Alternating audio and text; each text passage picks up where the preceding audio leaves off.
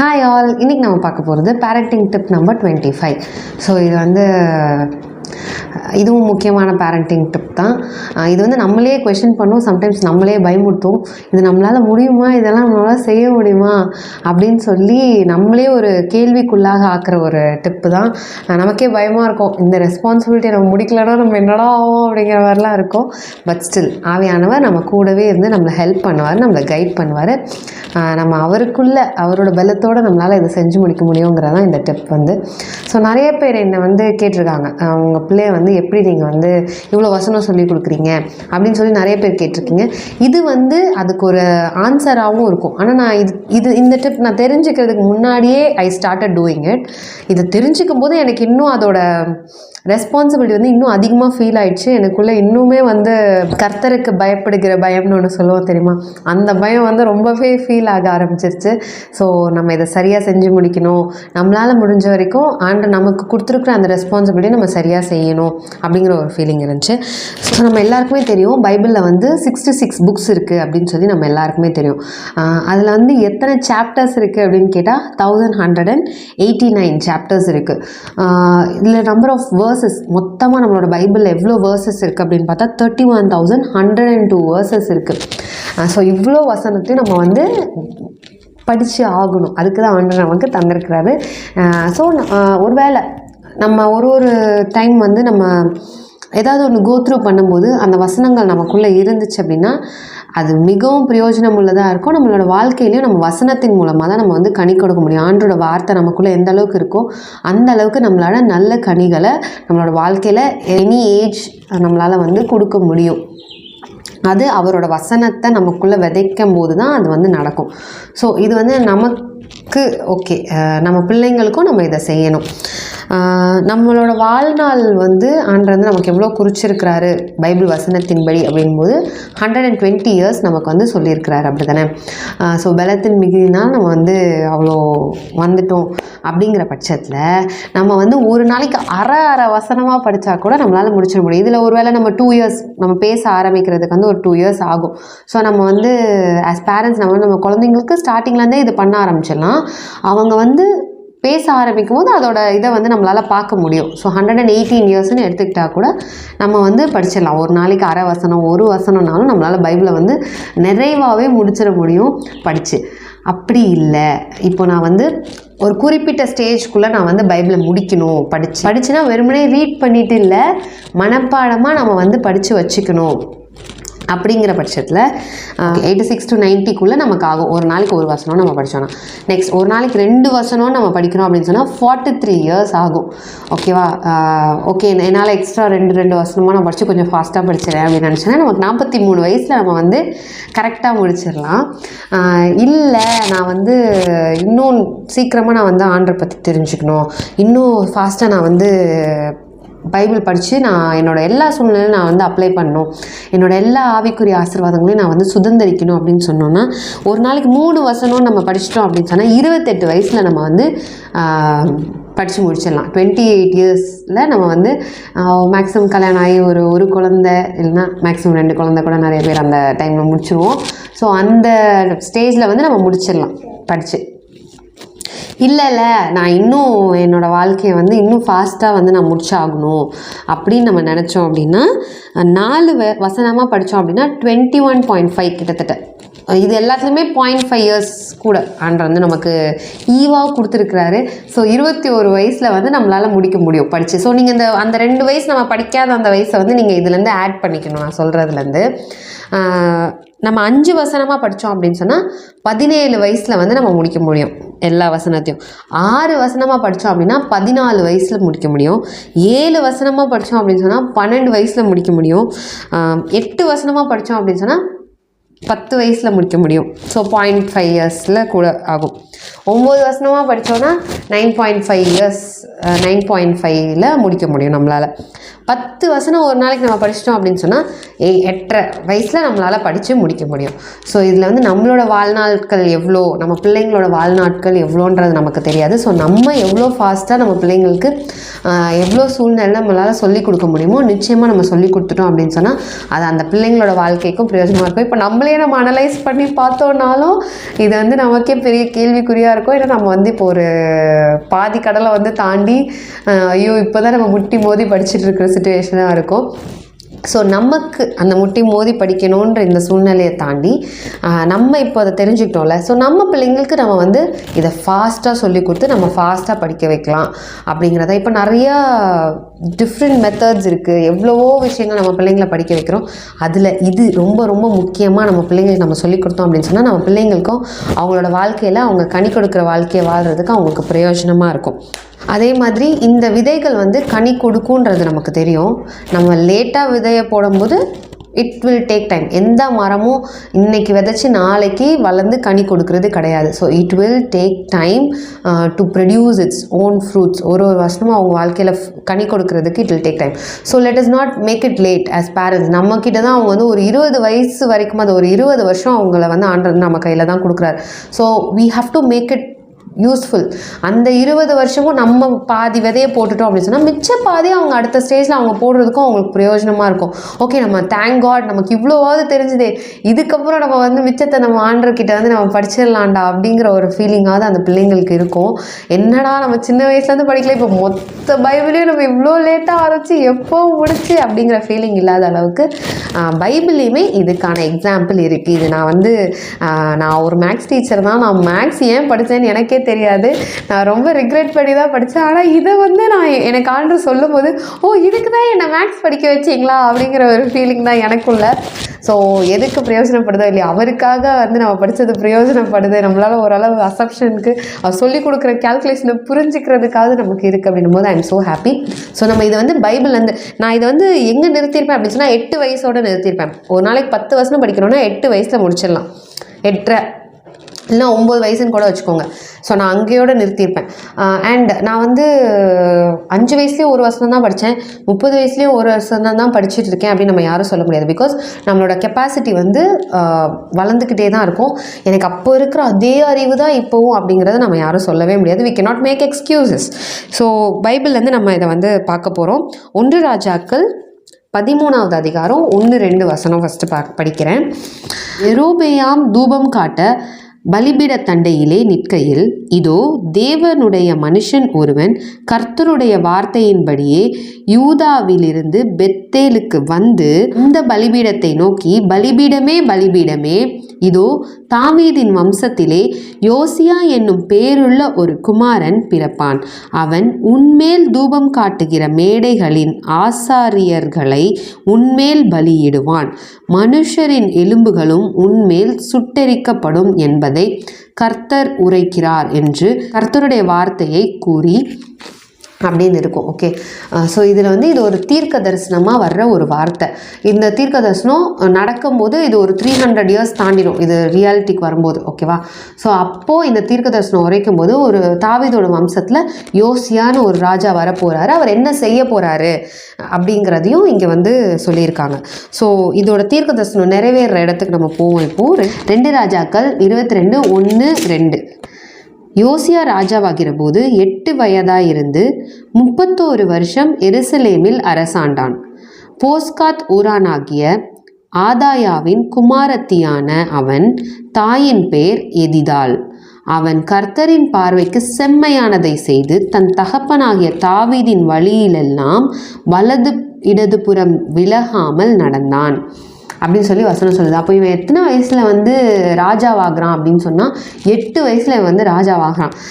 நான் பார்த்ததுலேயே ஒரு பியூட்டிஃபுல்லானதை வந்து இவனை பெற்றான்னு தான் நம்ம நிறையா படிச்சிருப்போம்.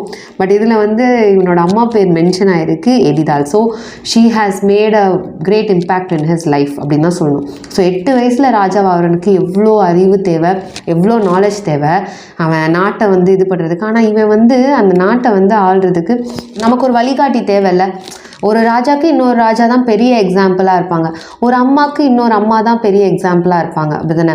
ரோல் மாடலாகவோ இல்லை தங்களோட இன்ஸ்பிரேஷனாகவும் நம்ம நிறைய பேரை நம்மளோட லைஃப்பில் நம்மளோட ஒரு ப்ரொஃபஷனில் இருக்கிறால் அந்த ப்ரொஃபஷனில் இருக்கிறவங்களே நம்மளுக்கு ஒரு இன்ஸ்பிரேஷனாக இருப்பாங்க. ஒரு ஃபுட்பால் பிளேயராக இருக்கட்டும், ஒரு கிரிக்கெட் பிளேயராக இருக்கட்டும், நிறைய பேர் அவங்கள இன்ஸ்பிரேஷனாக எடுத்திருப்பாங்க. ஸோ இங்கே வந்து நம்ம யோசியா ராஜா வந்து யாரை வந்து தன்னோட இன்ஸ்பிரேஷனாக எடுத்திருக்கிறாருன்னா தாவீது ராஜா. இன்னொன்று தாவீது ராஜா இவரோட great great great grand father வேறு. நம்ம தீர்க்க தரிசனமாக வந்து அதில் வந்து நம்ம கேட்டோம். ஸோ அப்படி இருக்கும்போது இவன் வந்து என்ன சூஸ் பண்ணுறான், நான் தாவீதோட வழியை தான் நான் வந்து தேர்ந்தெடுக்க போகிறேன். So he knew how God took care of David. So ஆண்டர் வந்து தாவீதை வந்து எப்படி வழி நடத்தினாருன்றது அவனுக்கு தெரிஞ்சிருக்கு. தாவீது எப்படி ஆண்டருக்கு பிரியமானவனாக இருந்தான்றது அவனுக்கு தெரிஞ்சிருக்கு. ஆண்டர் வந்து எப்படி அவன் கூட இருந்து அவனை வந்து அழகாக ராஜாவாக அவனை வந்து கைட் பண்ணார் அப்படின்றது நிச்சயமாக அவனுக்கு தெரிஞ்சிருக்கு. இதை அவங்க பேரண்ட்ஸ் தான் அவனுக்கு ரிவீல் பண்ணியிருக்கணும். இல்லைனா ஒரு வேளை சர்ச் கோயிங் கிட் மாதிரி நம்ம மாதிரி இருந்தால் யாராவது சொல்லி கொடுத்துருப்பாங்க நிச்சயமாக. ஸோ அப்படி இருக்கிறதுல ஹீ சூஸஸ் நிறையா grand fathers, great grand fathers அவனுக்கு இருந்திருப்பாங்க, அவங்க அப்பா இருந்திருப்பாங்க.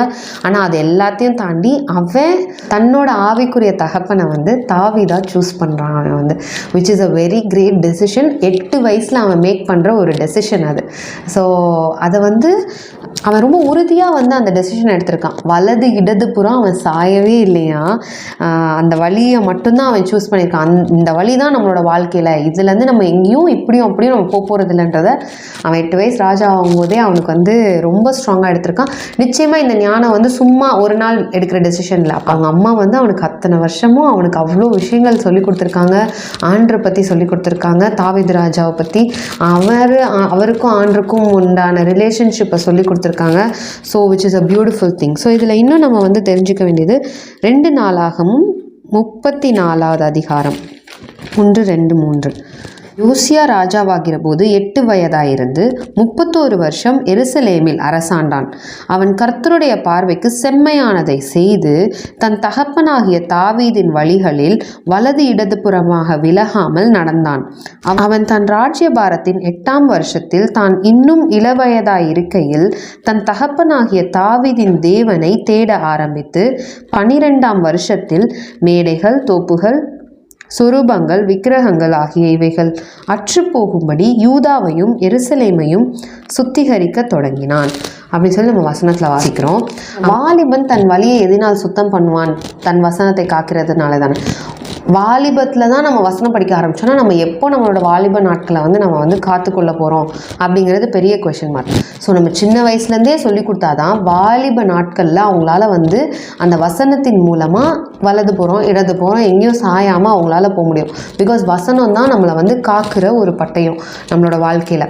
ஸோ இவன் வந்து அந்த இளவயதாக இருக்கும்போது தகப்பனாகிய தாவீதின் தேவனை வந்து தேட ஆரம்பித்தான் அப்படின்னு இருக்கு. ஸோ நம்மளோட வாலிப நாட்களில் தான் நமக்கு வந்து அந்த கொஷின் வந்து நம்மளோட லைஃப்பில் வரும். நம்ம எதுக்காக வாழ்கிறோம், நம்ம என்ன பண்ண போகிறோம் அப்படிங்கிற ஏகப்பட்ட கொஷின் வந்து நம்ம வாலிப நாட்களில் நமக்கு வரும். அப்போது அந்த வசனம் தான் நம்மளை கைட் பண்ண போகுது. ஸோ அப்போ போய் நம்ம தேட ஆரம்பித்தோன்னா இதுதான் வழின்னு கண்டுபிடிக்கிறதுக்குள்ளே நம்ம இன்னொரு ஸ்டேஜ் எங்கேயாவது ஒன்று மாட்டிகிட்ருப்போம், இல்லை ஏதாவது கான்சிக்வன்சஸ் ஃபேஸ் பண்ணிகிட்ருப்போம்.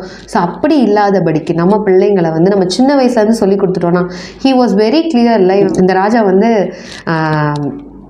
ராஜாவாகிறான், என்ன வழியை நான் சூஸ் பண்ண போகிறேங்கிறதுல ரொம்ப தெளிவாக இருக்கான். என்னோட காட் யாருங்கிறதுல இன்னும் தெளிவாக இருக்கான். அவரை தேட ஆரம்பிக்கிறான். அண்ட் ப்ராஃபஸை பண்ண மாதிரி அவன் வந்து அந்த ஊரில் உள்ள எல்லா விக்கிரகங்கள், ஆண்டருக்கு பிரியமில்லாத காரியங்கள் எல்லாத்தையும் அந்த ஊர்லேருந்து எடுத்து போட்டுருவான். ஜனங்கள் எல்லாரையுமே ஆண்டருக்கு நேராக திருப்பி அவரை மட்டும்தான் சேவிக்கணுங்கிற மாதிரி அழகாக அந்த நாட்டையே வந்து இஸ்ரவேல் ஜனங்கள் இருக்கிறவங்க எல்லாரையும் வந்து அவன் அப்படி தான் கைட் பண்ணுறான். ஸோ அதே 2 நாளாகவும் 34, 33 யோசியா இஸ்ரவேல் புத்திரருடைய தேசங்கள் எங்கும் உண்டான அருவருப்புகளை எல்லாம் அகற்றி, அருவருக்கத்தக்க எல்லா காரியத்தையும் அகற்றி இஸ்ரவேலிலே காணப்பட்டவர்களை எல்லாம் தங்கள் தேவனாகிய கர்த்தரை சேவிக்கும்படி செய்தான். ஸோ இதுதான் ரைட் காடுன்னு அவன் அவ்வளோ அழகாக தெரிஞ்சுக்கிட்டு அவங்க எல்லாரையும் ஆண்டரை சேவிக்கிறதுக்கு தான் அவன் வந்து செய்கிறான். அவன் உயிரோடு இருந்த நாளெல்லாம் அவர்கள் தங்கள் பிதாக்களின் தேவனாகிய கர்த்தரை விட்டு விலகினதில்லை அப்படின்னு வசனம் சொல்லுது. ஸோ அவன் இருக்கிற வரைக்கும் யாருமே ஆப்ஷனே எடுத்துக்கல. ஆண்டரை மட்டும்தான் சேவிச்சிருக்காங்க. அவங்களோட பிதாக்களின் தேவனை தான் அவங்க வந்து சேவிச்சிருக்காங்க. So which is a very beautiful thing. அப்போ அந்த தேசம் எவ்வளோ ஆசீர்வாதமானதாக இருக்கும். அப்படிப்பட்ட ஒரு தலைவர் வந்து அந்த நாட்டுக்கு வரும்போது நம்மலாம் நினைப்போம் வெரி வெல் எக்ஸ்பீரியன்ஸ்ட் பீப்புள் தான் வந்து நல்லா தேசத்தை ஆளுவாங்க. அப்போ இந்த பிள்ளையை நம்ம என்னன்னு யோசிக்கிறது. 8 வயசில் ராஜாவாகிறான்.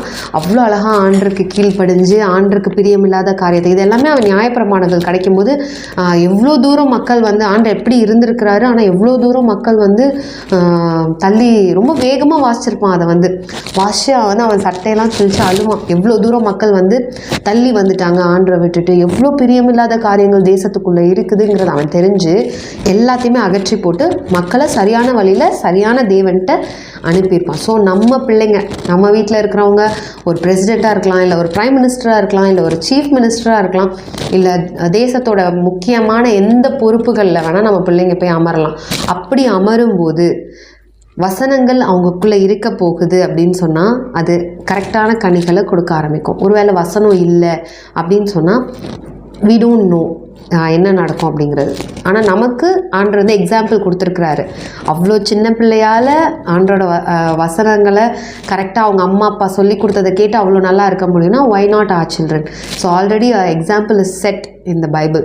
ஸோ அது எனக்கு கேட்கும்போது ஐயோ வி ஆர் ஆல்ரெடி லேட் அப்படின்னு தான் எனக்கு தோணுச்சு. இன்னும் உங்களுக்கு ஒரு வேளை குழந்தை இல்லை அப்படின்னு சொன்னால் நீங்கள் இப்போலேருந்தே ஒரு ஸ்கெடியூல் போட்டுருங்க. எந்த கிளாஸ் அனுப்ப போகிறோம், எந்த ஸ்கூல் அனுப்ப போகிறோம்லாம் இல்லாமல் இப்போவே உங்கள் பிள்ளைங்களுக்கு தேவையான ஸ்கெடியூல் போட்டுருங்க. ஸோ நான் ஆல்ரெடி சொன்ன இந்த இது மாதிரி இத்தனை வயசுக்குள்ளே அவங்க முடிக்கணும் அப்படிங்கிறதுக்கு எவ்வளோ வசனம் படிக்கணுங்கிறத நான் சொல்லியிருக்கேன். ஸோ நீங்களும் வீட்டில் உட்காந்து அதை ஒர்க் அவுட் பண்ணி நம்ம பிள்ளைங்களுக்கு இப்போ எவ்வளோ தெரியும், இன்னும் நம்ம எவ்வளோ சொல்லிக் கொடுக்க வேண்டியிருக்குன்னு பார்க்கும்போது நம்ம கொஞ்சம் பயமாக தான் இருக்கும்.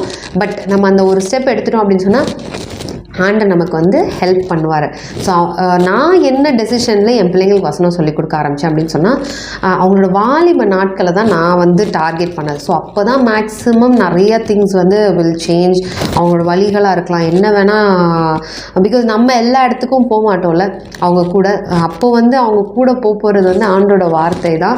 ரெண்டாவது நம்மளோட ஜெபம். இது ரெண்டு தான் அவங்க கூட வந்து நம்மளால் எல்லா இடத்துக்கும் அனுப்ப முடியும். ஒரு க்ளோஸ் டோருக்குள்ளேயும் நம்மளால் அனுப்ப முடியும். எவ்வளோ டிஸ்டன்ட் பிளேஸாக இருந்தாலும் இது 2 விஷயத்தை அனுப்ப முடியும்.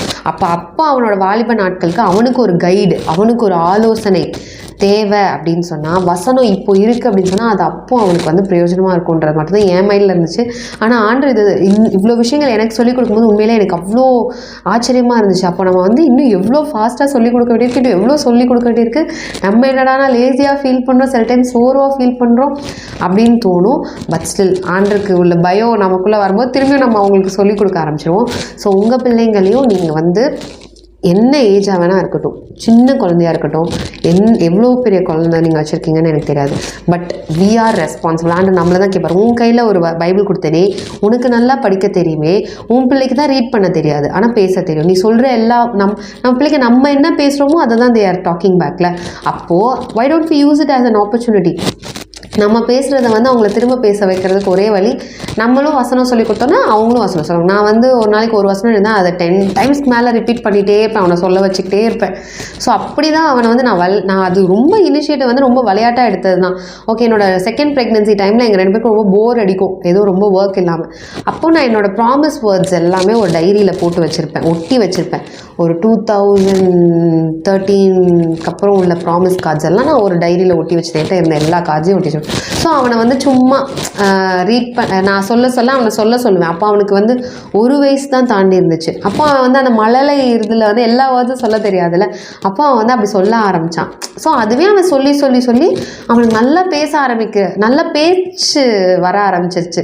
பாய்ஸ் வந்து லேட்டாக பேசுவாங்க யூஸ்வலி. ஸோ ஆனால் இந்த வசனம் இவனுக்கு நான் சொல்லிக் கொடுக்கும்போது அவனோட வார்த்தைகள் அழகானதாக இருந்துச்சு, ரொம்ப முத்துக்கள் போல் இருக்கும், ரொம்ப அழகாக இருக்கும், அழகாக தெளிவாக பேச ஆரம்பித்தான். வசனத்தால் இவ்வளோ விஷயங்கள் கிரியை செய்ய முடியும் அப்படிங்கிறது எனக்கு தெரிய ஆரம்பிச்சிச்சு. ஸோ அதே மாதிரி தான் அவன் வந்து வசனம் படிக்க ஆரம்பிச்சது. நல்லா பேச ஆரம்பிக்கும் போது அவனே ஆட்டோமேட்டிக்காக நிறையா வசனங்கள் சொல்ல ஆரம்பித்தான். ஓ இது வந்து இப்படி தான் நம்ம கொண்டு வரணுன்றதை தான் நான் தெரிஞ்சுக்கிட்டேன். ஆனால் ஆண்டு இதை சொல்லி கொடுக்கும்போது ஐயோ நம்ம எவ்வளோ பெரிய ரெஸ்பான்சிபிலிட்டியில் இருக்கோம் அப்படிங்கிறது வந்து எனக்கு தோணுச்சு. அண்ட் வேர்சஸ் வந்து இருக்கிறதுலே வந்து ஒரு பெரிய ப்ரொடெக்ஷன் நம்ம பிள்ளைங்களுக்கு. ஃபார் எக்ஸாம்பிள் வந்து நம்ம எல்லா டைம்லையுமே அதை எப்போல்லாம் நம்ம ஃப்ரீயாக இருக்கோம், நம்ம கிச்சனில் ஒரு ஒர்க் பண்ணிகிட்ருக்கோன்னா நம்ம சொல்லிக் கொடுக்கலாம், நம்ம சும்மா படுத்துருக்கோன்னா நம்ம ஒரு வேர்ஸ் சொல்லிக் கொடுக்கலாம்.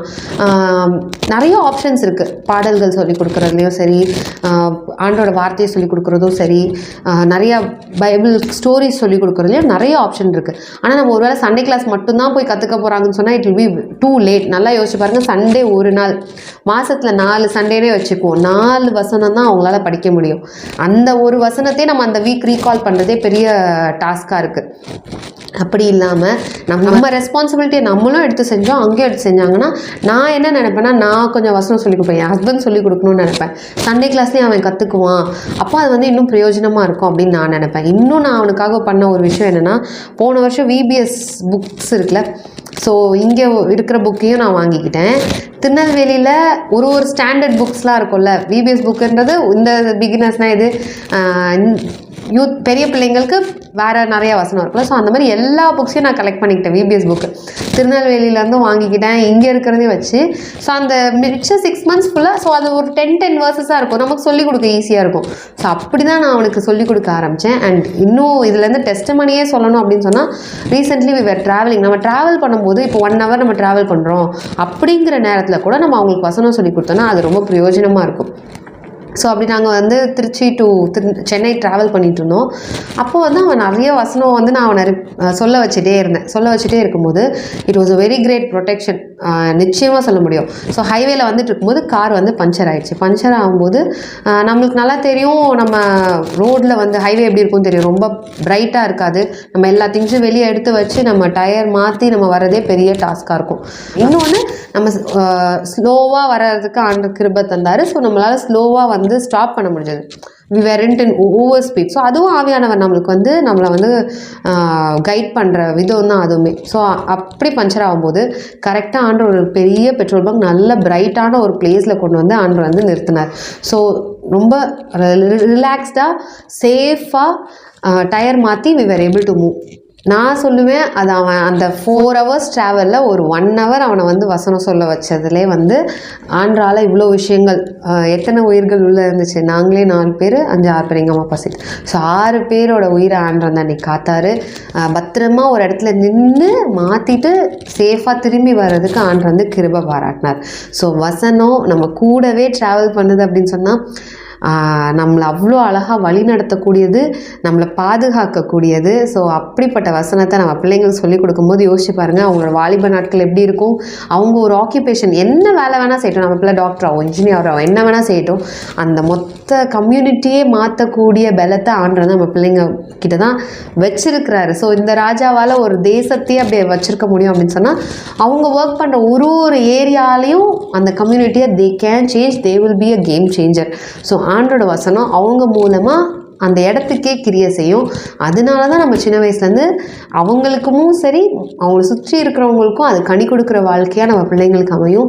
ஸோ அவங்களும் முட்டி மோதி லேட்டாக ரியலைஸ் பண்ணி ஒரு 30 வயசு தாண்டி ஐயோ நான் வசனம் எல்லாம் படிக்கணும், ஐயோ பசிக்குது அப்படின்னு சொல்லிட்டு வசனம் அவ்வளோ லேட்டாக தெரிஞ்சுக்காமல் this will be very much useful. ஏன்னா நம்மக்கிட்ட தான் அவங்க ஒரு 20 வருஷம் இருக்க போகிறாங்க.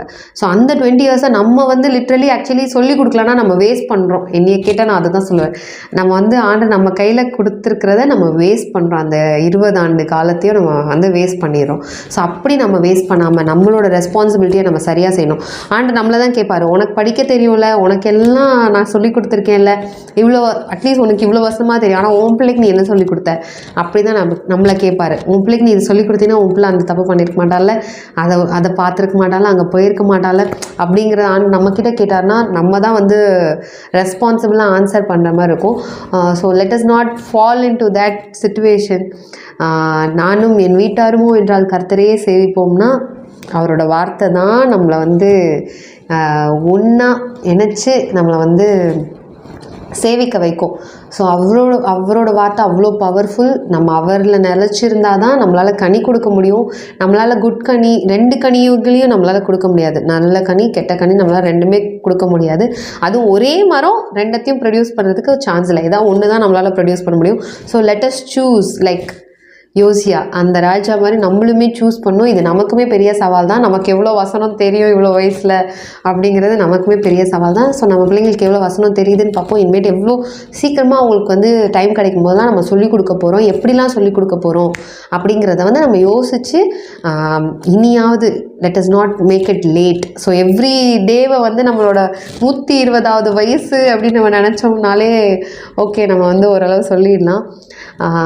Because we don't know our life with so ஆண்டு நம்மளை நல்லா தான் வச்சுருக்காரு, சூப்பராக வச்சுருப்பார், நம்மளை நல்லா வழி நடத்துவார்.